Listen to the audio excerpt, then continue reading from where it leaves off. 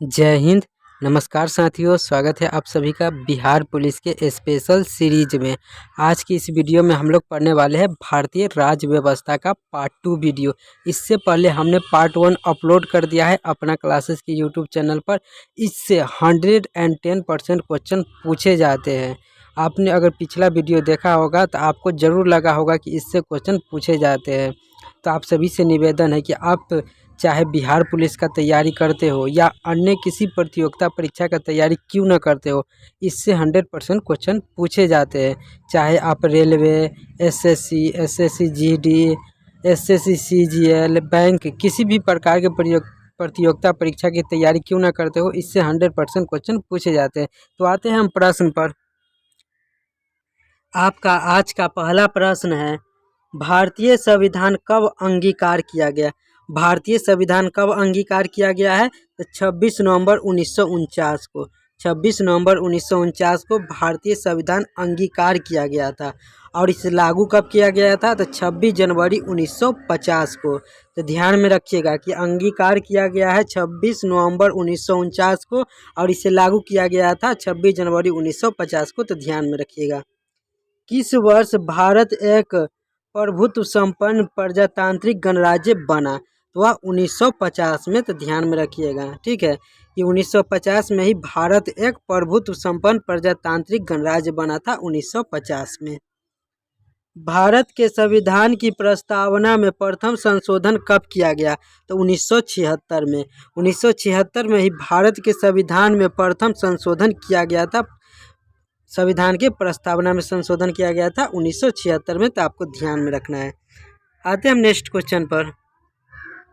आपका next question है, भारतीय संविधान की उद्देशिका में परिवर्तन किस संशोधन अधिनियम के जरिए किए गए थे? भारतीय संविधान की उद्देशिका में परिवर्तन किस संशोधन अधिनियम के जरिए किए गए थे? तो 42वां संविधान संशोधन के अधिनियम, 42वां संविधान संशोधन अधिनियम 1976 के तहत भारतीय संविधान की उद्देशिका में संशोधन किया गया था। तो आपको ध्यान में रखना है, 42वां संविधान संशोधन से ही उद्देशिका में संशोधन किया गया था 1976 के अंदर। तो आपको ध्यान में रखना है, ठीक है। आपका नेक्स्ट क्वेश्चन है, भारतीय संविधान लागू हुआ था? तो भारतीय संविधान 26 जनवरी 1950 को लागू हुआ था, ठीक है। और इसे अंगीकार कब किया गया था? तब 26 नवंबर 1949 को इसे अंगीकार किया गया था, यानी बनाया गया था। और इसे लागू किया गया था 26 जनवरी 1950 को। तो आपको ध्यान में रखना है। और संविधान बनाने में कितना समय लगाया था? तो 2 वर्ष 11 माह 18 दिन लगा था, ठीक है। आपका नेक्स्ट क्वेश्चन है, विश्व का सबसे बड़ा लिखित एवं सर्वाधिक व्यापक संविधान किस देश का है? विश्व का सबसे बड़ा लिखित एवं सर्वाधिक व्यापक संविधान किस देश का है? तो है भारत का। भारतीय संविधान है तो अंशतः कठोर अंशतः लचीला। भारतीय संविधान है जो कि अंशतः कठोर भी है और अंशतः लचीला भी है। तो आपको ध्यान में रखना है कि भारतीय संविधान कैसा है? तो अंशतः कठोर है, अंशतः लचीला है। देखिए, Indian constitution is a flexible. Indian constitution is a flexible, यानी भारतीय संविधान लचीला है। इसे मतलब ऐसा माना गया है, ठीक है। भारत के संविधान में भारत को माना गया है राज्यों का एक संघ माना गया है। भारत के संविधान में भारत को राज्यों का संघ माना गया है। भारतीय संविधान पर सबसे अधिक प्रभाव किसका पड़ा? भारतीय संविधान पर सबसे अधिक प्रभाव किसका पड़ा था? तो भारत सरकार अधिनियम 1935 के पर। भारत सरकार अधिनियम 1935 का ही भारतीय संविधान पर सबसे अधिक प्रभाव पड़ा था। तो आपको ध्यान में रखना है। देखिए, इससे किसी भी परीक्षा में 100% क्वेश्चन पूछा जाता है। तो आप सभी से निवेदन है कि वीडियो को पूरा देखना है। भारत में किस प्रकार की शासन व्यवस्था अपनाई गई है? तो ब्रिटिश संसाधनात्मक प्रणाली अपनाया गया है।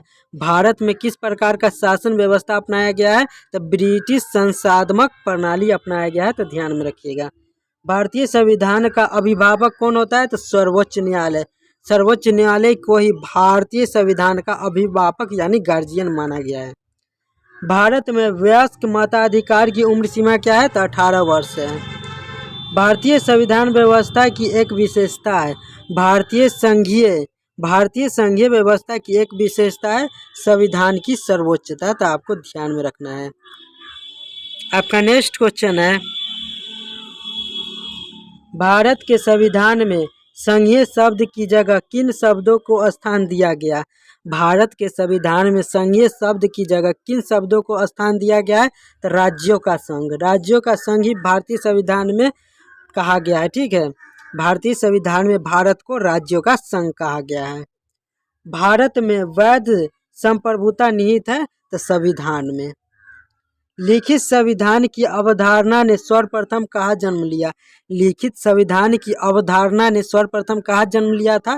तो फ्रांस में, तो आपको ध्यान में रखना है। आपका नेक्स्ट क्वेश्चन है, भारतीय संघवाद को किसने सहकारी संघवाद कहा? भारतीय संघवाद को किसने सहकारी संघवाद कहा था? तो जी ऑस्टिन ने, तो आपको ध्यान में रखना है। आपका नेक्स्ट क्वेश्चन है, भारत का संविधान मान्यता प्रदान करता है, भारत का संविधान मान्यता प्रदान करता है तो धार्मिक एवं भाषाई अल्पसंख्यक को, धार्मिक एवं भाषाई अल्पसंख्यक को ही भारतीय संविधान मान्यता प्राप्त करता है। भारतीय संविधान का कौन सा लक्षण आयरिश संविधान से अनुप्रेरित है? तो नीति निर्देशक सिद्धांत है, नीति निर्देशक सिद्धांत है जो कि भारतीय संविधान के लक्षण आयरिश संविधान से अनुप्रेरित है, तो आपको ध्यान में रखना है।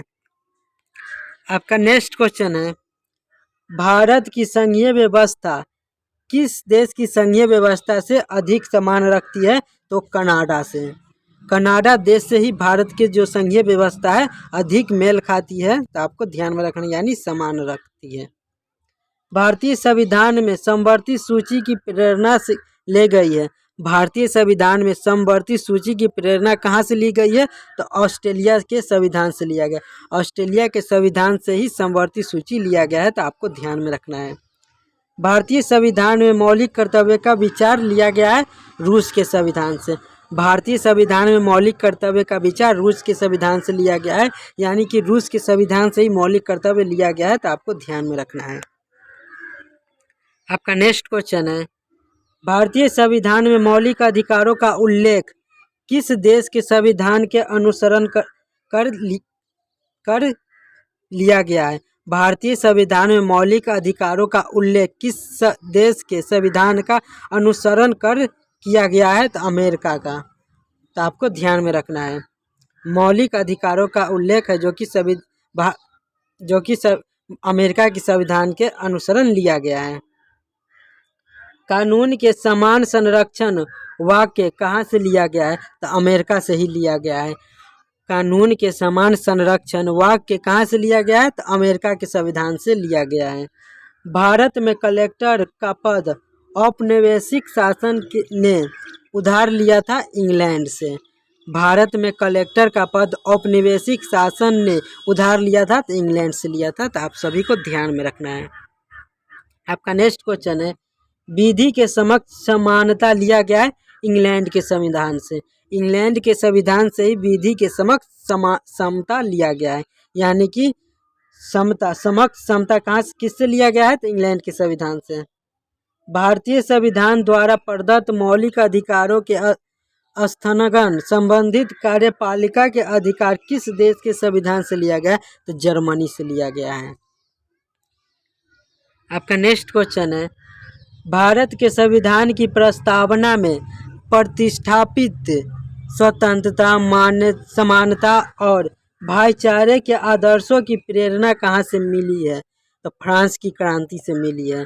भारत के संविधान की प्रस्तावना में प्रतिस्थापित स्वतंत्रता, समानता और भाईचारे के आदर्शों के प्रेरणा कहाँ से लिए गए? तो फ्रांस की क्रांति से लिया गया है, तो ध्यान में रखिएगा। आते हैं नेक्स्ट क्वेश्चन पर। आपका नेक्स्ट क्वेश्चन है, भारतीय संविधान की संशोधन प्रक्रिया किस देश के संविधान से प्रभावित है? तो दक्षिण अफ्रीका से। आपको ध्यान में रखना है कि भारतीय संविधान की संशोधन प्रक्रिया किस देश के संविधान से प्रभावित है? तो दक्षिण अफ्रीका। भारतीय संविधान में कुल कितने भाग हैं? तो 22 भाग हैं। संविधान के किस भाग में संविधान संशोधन की प्रक्रिया का उल्लेख है? तो भाग 20 में, भाग 20 में ही संविधान के संशोधन की प्रक्रिया का उल्लेख है, भाग 20 में। संविधान के किस भाग में ग्राम पंचायतों की स्थापना की बात कही गई है? तो भाग 4 में। तो आपको ध्यान में रखना है कि ग्राम पंचायतों की स्थापना की बात संविधान के किस भाग में किया गया है? तो भाग 4 में। आपको ध्यान में रखना है।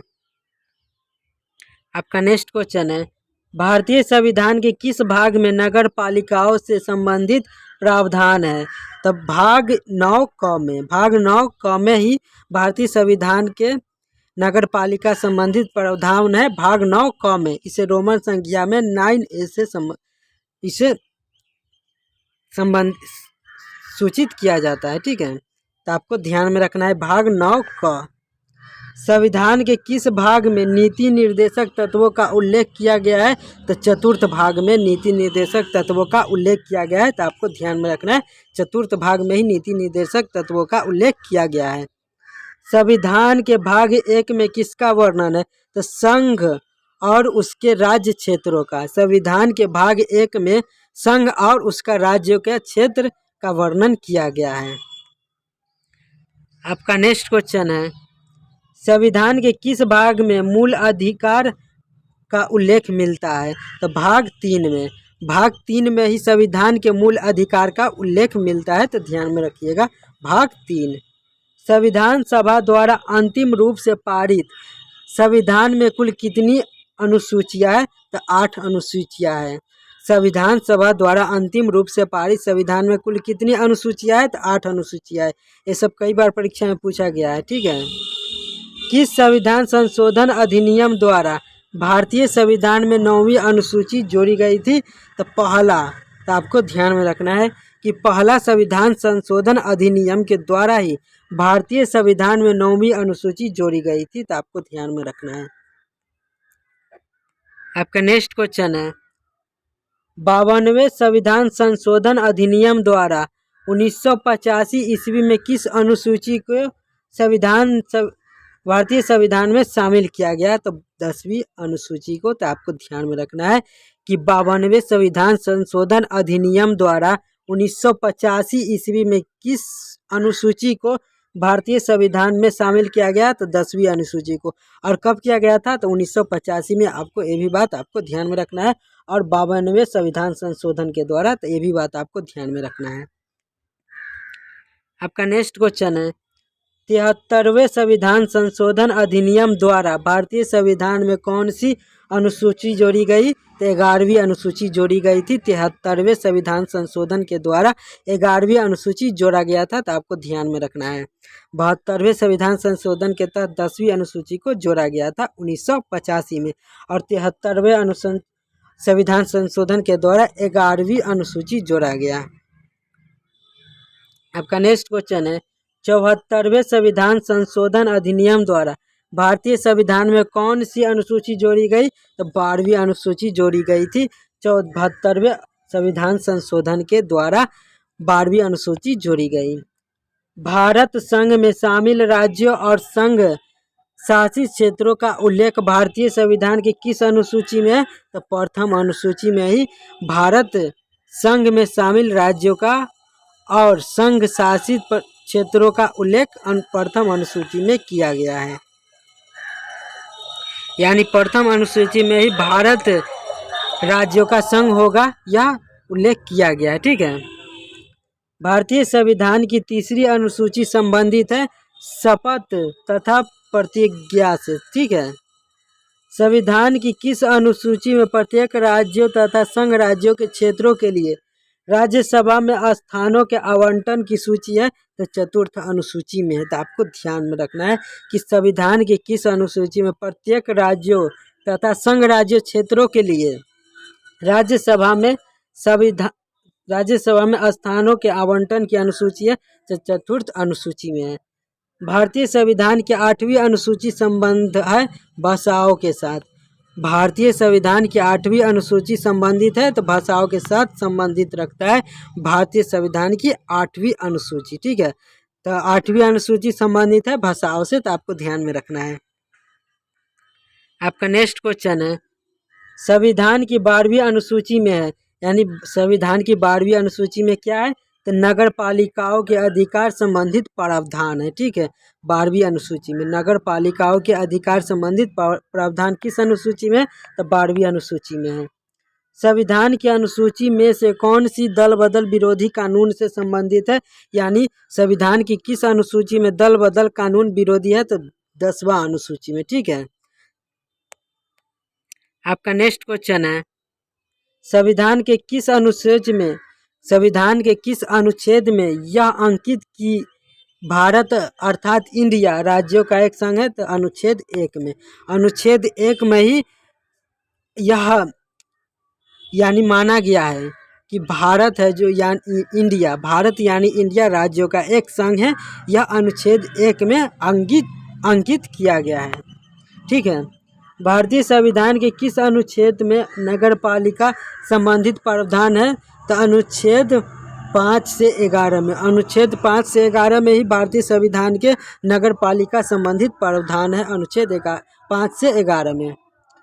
भारतीय संविधान के किस अनुच्छेद के अंतर्गत नागरिकों को मौलिक अधिकार प्रदान किए गए? तो अनुच्छेद 12 से 35 में। भारतीय संविधान के किस अनुच्छेद के अंतर्गत नागरिकों को मौलिक अधिकार प्रदान किया गया है? तो अनुच्छेद 12 से 35 में आपको ध्यान में रखना है। ठीक है, तो इससे आगे का PDF समाप्त हो गया है। इससे आगे प्रश्न नहीं है। जो इससे आगे जो प्रश्न बचा वो हम अगले वीडियो में कवर करेंगे, यानी कि इससे आगे का प्रश्न हम अगले वीडियो में कवर करेंगे, क्योंकि PDF का प्रश्न ख़त्म हो गया है। ठीक है, तो ऐसे ही वीडियो के लिए यानी ऐसे ही रिवीजन के लिए हमारे चैनल को सब्सक्राइब कर देना है, और आपको बिहार पुलिस की तैयारी के लिए रोज़ हमारे साथ जुड़ के रहना है। ठीक है, तो मिलते हैं नेक्स्ट वीडियो में। जय हिंद।